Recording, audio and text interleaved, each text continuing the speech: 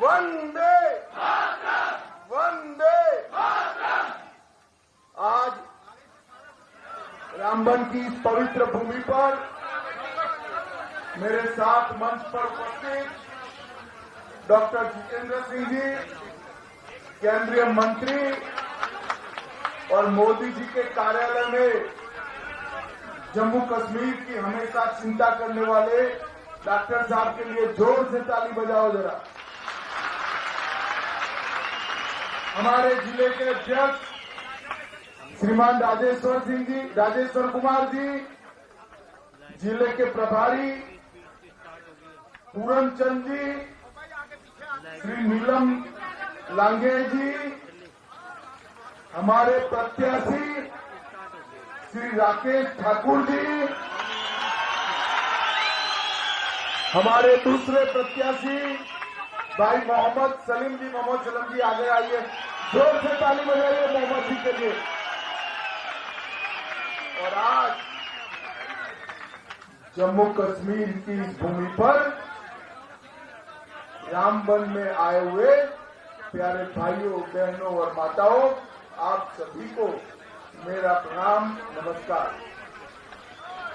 भाइयों बहनों, पहले सर्वाधार चामुंडा माता, गलाधार मंदिर और रघुनाथ मंदिर को प्रणाम कर कर मेरी बात की शुरुआत करता हूं। हमारे दो महान शहीद श्री विभीषण जी और साधुराम जी को भी मनपूर्वक श्रद्धांजलि देकर मेरी बात की शुरुआत करता हूं। भाइयों बहनों, हमारे दोनों प्रत्याशी आपके सामने हैं। ठाकुर साहब भी है और मोहम्मद सलीम जी भी है। और आने वाले चुनाव में आपको फैसला करना है कि हमें किसके साथ जाना है। दो ताकतों के बीच में चुनाव।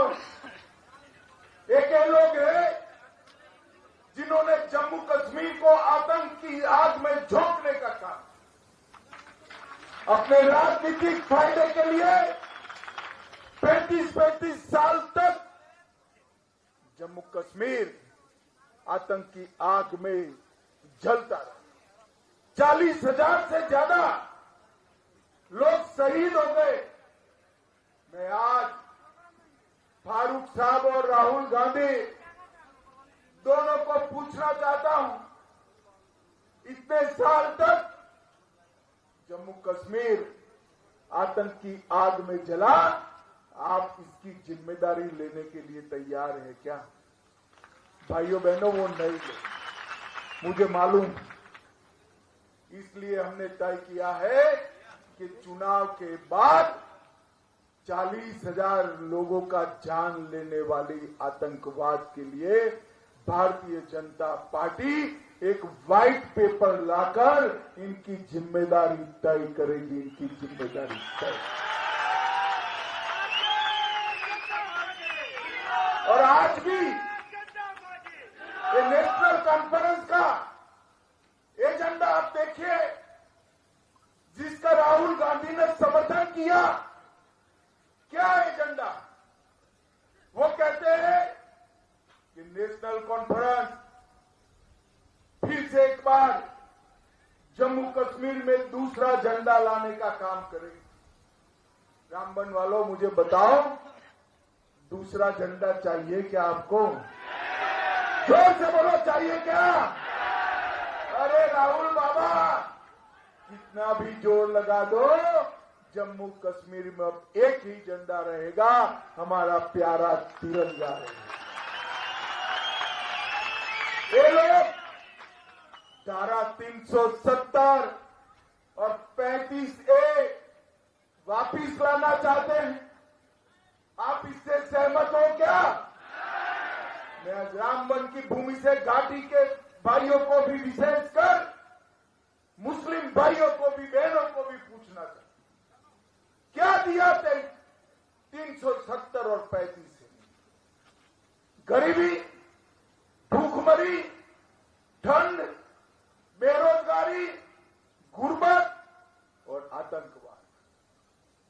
सारे जो 370 के बेनिफिशियरी है वो घाटी का या यहाँ का ना मुसलमान है, ना हिंदू है, ना बौद्ध है, ना सिख है। इसके बेनिफिशियरी ये 3 परिवार ही है, 3 परिवार है। अब्दुल्ला परिवार, गांधी परिवार और मुफ्ती परिवार। भाइयों बहनों, मैं आज पूछना चाहता हूं, 370 लाकर 70 साल तक राज किया, लागू किया। रामबन वालों, आपको 5 किलो अनाज फ्री में मिलता था क्या पहले? जोर से बोलो, मिलता था क्या? 370 हटी, 5 किलो अनाज मिला। कमल के निशान पर मोहर लगाइए, 5 की जगह 10 किलो चावल प्रति माह मिलना शुरू। रामबन वालों, मुझे बताओ कि कभी भी 70 साल रही 5 लाख तक का इलाज मुफ्त में हुआ था क्या?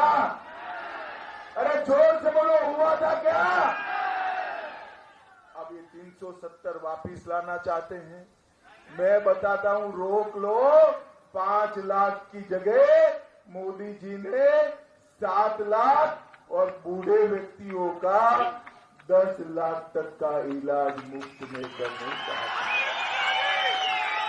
भाइयों बहनों, मुझे बताओ, जम्मू और कश्मीर में 2 एम्स, 2 IIM, फैशन डिजाइन की स्कूल, 9 मेडिकल कॉलेज, कई सारी कॉलेजेस, कई सारी यूनिवर्सिटी, इतना सारा इंडस्ट्रियल डेवलपमेंट और 24 घंटा बिजली कभी मिलती थी क्या?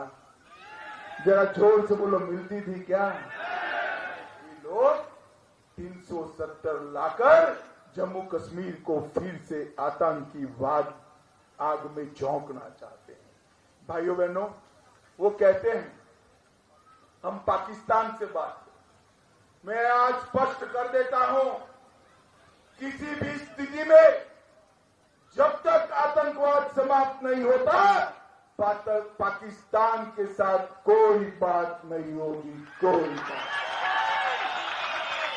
वो LOC का ट्रेड शुरू करना चाहते हैं, जिस LOC के ट्रेड से यहां पर आतंकवाद का पोषण हुआ, वो शुरू करना चाहते हैं।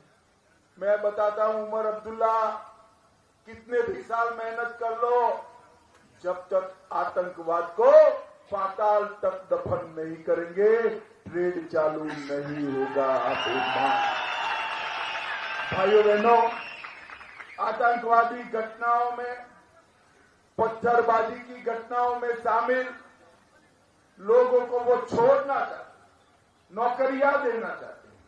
मैं आज बताकर जाता हूं, जो हाथ में लैपटॉप और तिरंगा लेकर आएगा, इसके लिए मोदी जी ने नौकरी की व्यवस्था की है, और जिसके हाथ में बंदूक होगी, इसके लिए जेल की सलाखें भी तैयार रखी। भाइयों बहनों, वो हमने गुर्जर बकरवाल को, पहाड़ियों को, दलितों को आरक्षण दिया, माताओं बहनों को इसका अधिकार दिया। ये कहते हैं ये आरक्षण को हम समाप्त कर देंगे। भाइयों, फिर से एक बार ये भ्रष्टाचार की आग में युवाओं को झोंकना चाहते हैं। मैं आज कहना चाहता हूं कि जम्मू कश्मीर में ये विभाजनकारी प्रवृत्तियां अब हम नहीं चलने देंगे। ये भारतीय जनता पार्टी का संकल्प। मैं आज यहां से फारूक साहब को पूछना चाहता हूं।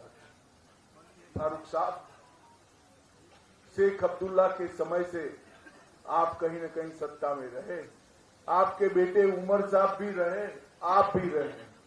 आतंकवाद होता था तब आप कहां होते? भाइयों बहनों, जम्मू और कश्मीर में आतंकवाद चरम सीमा पर था।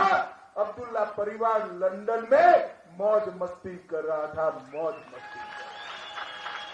मुझे बताओ, ये लोगों को अधिकार है जम्मू कश्मीर के वोट प्राप्त करने का, जो आतंक की आग में झोंक कर चले गए। यहां के युवाओं के हाथ में तो बंदूकें और हथियार पकड़ाई, अपने बच्चों को लंदन और दुबई में पढ़ा लिखा कर तैयार किया क्योंकि सत्ता का सुख भोग सके। मगर अब नहीं होगा। अब पंचायती राज मोदी जी लेकर आए हैं। ग्राम पंचायत, तहसील पंचायत, जिला पंचायत, 30,000 युवाओं को चुने हुए प्रतिनिधि बनने का मौका हमारे नरेंद्र मोदी जी। भाइयों बहनों, सबका साथ सबका विकास, इस सूत्र के आधार पर मोदी जी आगे बढ़ रहे हैं। हमारे डॉक्टर साहब ने कहा अमित भाई रामबन में पहली बार आए हैं। ऐसा नहीं है डॉक्टर साहब, मुरली मनोहर जोशी जब यात्रा लेकर आए तब मैं 2 दिन तक रामबन में रहा हूं। कोई क्या लाल चौक पर झंडा फहराने मुरली मनोहर जी आए तब मैं अहमदाबाद शहर का महामंत्री था और 2 दिन हमें यहाँ रोक लिया गया था और फिर अलग अलग रास्ते से वहां पहुंचने का प्रयास किया, पकड़े गए थे। मगर रामबन ने सर्वाधार हिंसा, कुंडा और कलीमस्ता की हिंसा, ये सारी घटनाएं देखी। आज मैं आपको आगाह करने आया हूं भाई, फिर से एक बार आतंकवाद का एजेंडा लेकर नेशनल कॉन्फ्रेंस के नेता उमर अब्दुल्ला आए हैं और हमें कहते हैं नेशनल कॉन्फ्रेंस की जो बेइज्जती करेगा हम उसकी जान ले लेंगे। अरे उमर साहब, किसको डराते हो भाई? भाजपा वाले आपकी धमकियों से नहीं डरते हैं। हम हमेशा देश के लिए जान देने के लिए तैयार। आपने कत्ल तो किया जम्मू कश्मीर के विकास का, आपने कत्ल किया जम्मू कश्मीर के युवाओं के भविष्य का, आपने कत्ल किया मेरे पहाड़ी, बकरवाल और गुर्जर भाइयों का आरक्षण छीनकर, माताओं बहनों का आरक्षण छीनकर उनके भविष्य का कत्ल किया था। अभी अभी कांग्रेस के बड़े नेता गृह मंत्री थे, महाराष्ट्र के बड़े नेता हैं, उन्होंने शिंदे साहब ने बयान दिया, गृह मंत्री वो थे तब उनको लाल चौक में जाने में डर लगता था। पढ़ा है आप लोगों ने? शिंदे साहब देश के गृह मंत्री थे, उन्होंने स्टेटमेंट दिया कि लाल चौक जाने में उनको डर लगता था। अरे शिंदे साहब, अब आ जाइए, बच्चों के साथ, पोते पोती के साथ लाल चौक सैर कर लीजिए, कोई आपका बाल बांका नहीं। हमने कश्मीर को सुरक्षित किया है। आज कश्मीर में राहुल बाबा बाइक चलाते हैं, बाइक चलाकर मोदी जी को गाली देते हैं, लाल चौक में आइसक्रीम खाते हैं, मोदी जी को गाली देते हैं, लाल चौक पर तिरंगा फहर रहा है वो देखकर मोदी जी को गाली देते हैं, और राहुल बाबा और बहन जी प्रियंका जी बर्फ से एक दूसरे के साथ बर्फबारी खेलते हैं। राहुल बाबा, गाली तो आप मोदी जी को दे रहे हो, मगर आपके जमाने में संभव नहीं था। नरेंद्र मोदी ने आतंकवाद को पाताल तक दफना देने का काम किया। आज आप पैदल यात्रा लेकर वहां तक पहुंचे, इसका कारण केंद्र में भारतीय जनता पार्टी की सरकार थी। अरे हम तिरंगा लेकर निकले थे, मुरली मनोहर जोशी और नरेंद्र मोदी जी, हमें रोक लिया गया, रामबन में ही रोका गया और हेलीकॉप्टर में जाकर तिरंगा फहराना पड़ा। आज वहां पर गणेश उत्सव भी होता है, जन्माष्टमी भी होता है और ताजिया का जुलूस भी निकलता है, कोई दंगा नहीं। और मैं आज कहना चाहता हूं कि आपकी जो नीयत है फिर से आतंकवाद लाने की, उसको हम नहीं होने। अभी अभी उमर अब्दुल्ला ने कहा अफजल गुरु को फांसी नहीं देनी चाहिए थी। भाइयों बहनों, बताओ, भारत के लोकतंत्र के मंदिर पार्लियामेंट पर हमला करने वालों लोगों को फांसी देना चाहिए या नहीं देना चाहिए? अरे जोर से बोलो, देना चाहिए या नहीं देना चाहिए? उमर अब्दुल्ला, वोट बैंक की राजनीति बंद करो। आप आग के साथ खेल रहे हो। आतंकवाद से किसी का भला नहीं हुआ है। भाइयों बहनों, आज मैं आपको कहने आया हूं कि हमने पहाड़ियों को, गुर्जरों को, दलितों को, बहनों को आरक्षण देने का काम किया। हमने आरक्षण दिया भी और उनका सम्मान भी किया है। आज मैं यहाँ रामबन में आया हूँ, उस वक्त आप सभी को कहना चाहता हूँ कि रामबन के विकास के लिए इस 10 साल में हमने ढेर सारा काम किया है। 10 साल में चेनानी नासरी टनल, बनिहाल कांजीगुट टनल का निर्माण हुआ, रामबन फ्लाईओवर और राष्ट्रीय राजमार्ग को 4 लेनिंग से रामबन के युवाओं का आर्थिक विकास हो रहा है। संगलदान में रेलवे स्टेशन बनाने की शुरुआत की। कश्मीर की पहली इलेक्ट्रिक ट्रेन भी संगलदान से शुरू हुई। रामबन से मैत्रा पुल और रामबन ने नए बस स्टैंड का निर्माण किया। अस्पताल में ऑक्सीजन प्लांट लगाया। 3 उच्चतर माध्यमिक विद्यालय बनाए। सुलई शहर को जीआई टैग दिया। सावलकोट जल विद्युत परियोजना का निर्माण चल रहा है, जिससे 1850 मेगावाट बिजली हमारे जम्मू कश्मीर को मिलेगी। यहाँ इतनी बड़ी संख्या में माताएं बहनें आई। मोदी जी ने तय किया है कि आप हमारे दोनों प्रत्याशियों को जिता दो, कमल के निशान पर बटन दबाओ, घर की सबसे वरिष्ठ महिला को हम 18,000 रुपये का चेक भेजने का काम करें।